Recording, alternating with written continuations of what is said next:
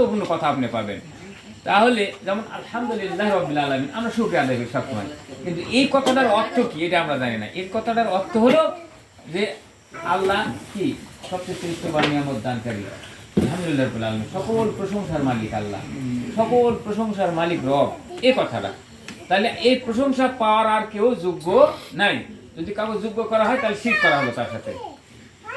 এই জন্য অত ব্যাখ্যা সহকারে আমরা কম পড়বো, 3টা আয়াত পড়বো। আপনি 2 পৃষ্ঠা কোরআন শরীফ পড়ে যে সব হবে, আপনি 3টা আয়াত যদি অর্থ ব্যাখ্যা সহ পড়েন তার চেয়ে আপনি বেশি উপকৃত হবেন। কি বললো ওখানে, ওই আয়াতটা কেন নাজিল হয়েছে, প্রত্যেকটা আয়াত নাজিলের প্রেক্ষাপট আছে, কেন নাজিল হয়েছে, কখন কি লাগবে জিন্দেগিতে হয়ে গেছে। আলহামদুলিল্লাহ, আমি সকলকে উদাত্ত আহ্বান জানাচ্ছি আমরা বুঝে বুঝে কোরআন শরীফ পড়বো। আল্লাহ যেন আমাদেরকে তৌফিক দান করেন, আল্লাহুম্মা আমিন। আমি আমার কথা শেষ করছি।